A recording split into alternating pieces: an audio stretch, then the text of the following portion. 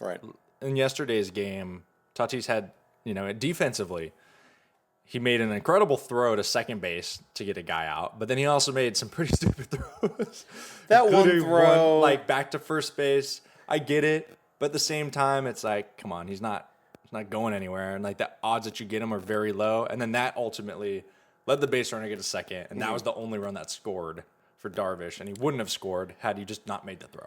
100%. But Tatis is not that player, right? He will get you those outs where normally an outfielder doesn't throw that ball, and he can do it.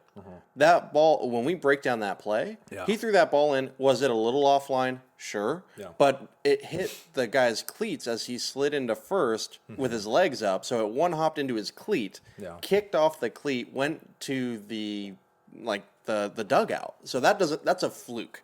That's a freak thing. Where I would say it's a fluke, but like he's thrown away other balls. We've seen it in the. He also he's up there with the league leaders in outfield assists. Yeah, that's true. So but I guess my point is that one, and you actually mentioned I think earlier in the year, like guys are still running on him because they're still figuring out can he actually throw guys out. Yeah. Right, and then two, he doesn't have that.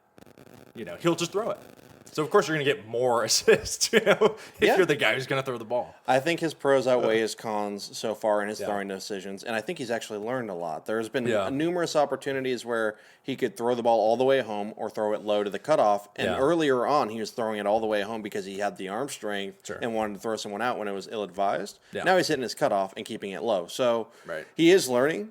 I don't think yesterday's game is indicative of like, oh, he is just being a gunslinger. Yeah. I think that was a fluke, and I think that I take Tatis's extra effort to get those outs over him playing reserved and not being happy because this is a guy that's used to touching the ball every couple plays at shortstop, and now he's in the outfield. I get my one shot again. He wants to put his teeth into it. So, and to be fair, it's interesting, right? It's like you bring more value by the outs that you do get, or like if a guy gets one extra base, like how often is that the deciding run? Exactly. So I'm not against his Yen thing. It was just it was just something I was thinking. It hurt him there. I mean, that was an example where it did hurt because, like you said, you was pitching really well.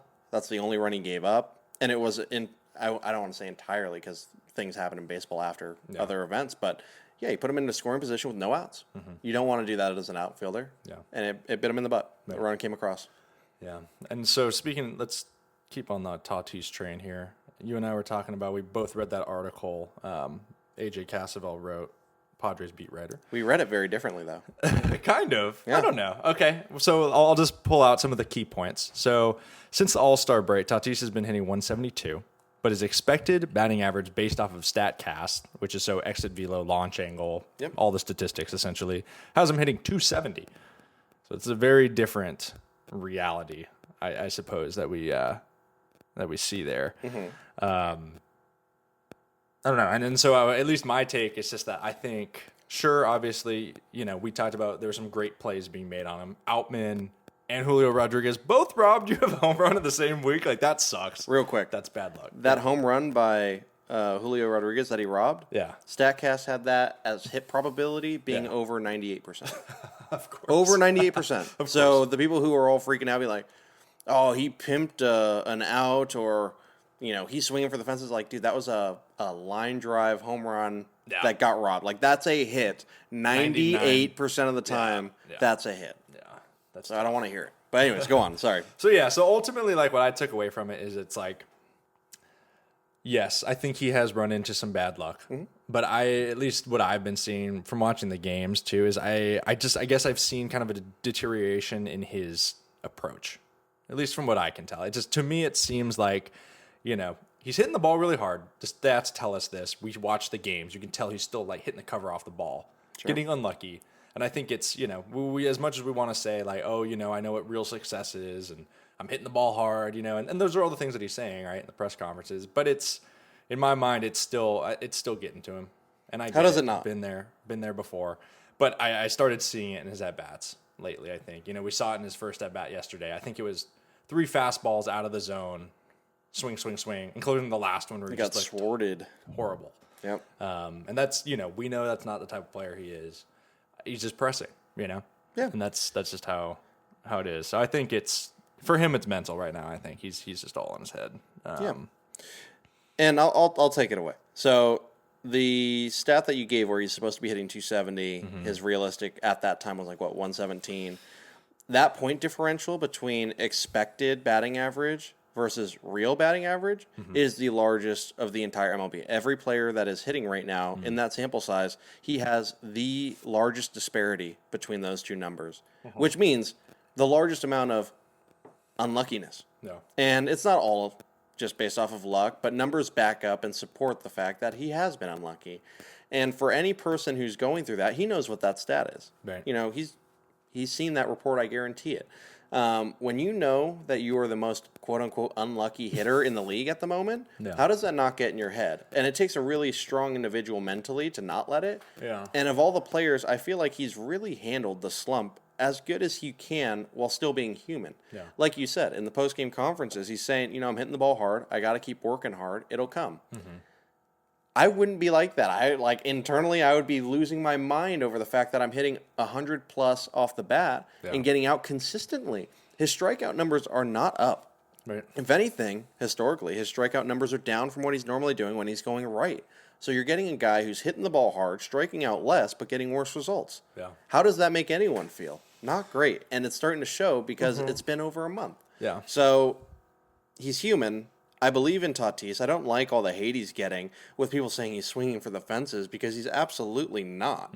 He's going the other way. How many in Colorado series? Line drives the other way in the gap, getting caught. These guys are catching his fly balls and their line drives too. So I defend Tatis pretty hard on these things because people who don't play the game or don't watch every game think that, he's just swinging for fences or he's not doing what he should be doing or he's not being interested in the team. No, the dude's going through his worst slump in his career at a time when his team needs him. Right. And he's doing the right things but not getting the results. Yeah. Keep a smile on your face doing that. Somehow he still does. So I defend Tatis. Yeah. No, that makes total sense. One thing I'm interested, I would like to look more into that StatCast, how they calculate that too, and I'm sure it's way statistically over our level of comprehension. I think do you want me to just tell you what I think it is? Sure. I think they do exit velo, launch angle, and compare all balls that have been hit at that exit velo, at that angle to each direction. Right. And how many of those result in hits versus not. They have all that data. Right. And then it's if it's not, then you just take that versus all that have, and that's how you get that average. But what about, does that account for scouting reports? No. Right. So I guess this so is that's general. where I'm we said, maybe he's the most unlucky player in baseball, but it's for me, what if he just has the most dialed in scouting report? I don't remember him hitting the opposite field as much as he has lately. I think he's actually gone against his scouting report. But you see, that's why I would want to see it. But I always remember him he always hit home runs out to right field. I remember back in his 43 home run season, I remember the one in Texas, and everyone was that was an absolute bomb to opposite field, et cetera. Yeah. So it's I don't know, and maybe I don't know. Part of this feels like an anomaly. I just think it's maybe it's unlucky, maybe it's better scouting. Who knows? It's 2023 Padres is happening to him is what's going on. I think. You made a great point off camera that a lot of his scouting report is throw fastballs up and in, throw sliders low and away. And the reason we've seen that for over a year now is because it's been effective. Right. Now, once he's able to address that scouting report, I think teams are going to have to go back to the drawing board, and it's going to be scary for them. Yeah. Because we see every team pitch him this way now. Yeah.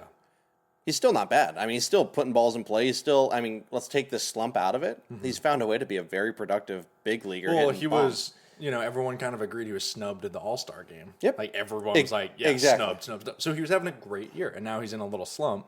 Happens. Yeah. So it's, I don't know. But the media does seem, I was seeing all kinds of stuff. People were saying oh, look what's happened with no pads. I'm okay. Not a chance, dude. It has nothing to do with that. So anyways, people just, they like the clickbait and what have you. But anyways, so moral of the story, he is, he's just in an unfortunate slump. He's going to figure it out. But yeah. We love Tatis. I agree. Yeah, very high on him still.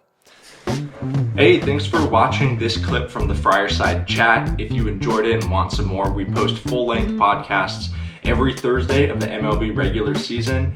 If you want even more Padres content too, make sure to follow us on all the different social accounts. We're posting daily recaps and other little fun snippets. Thanks again. See ya.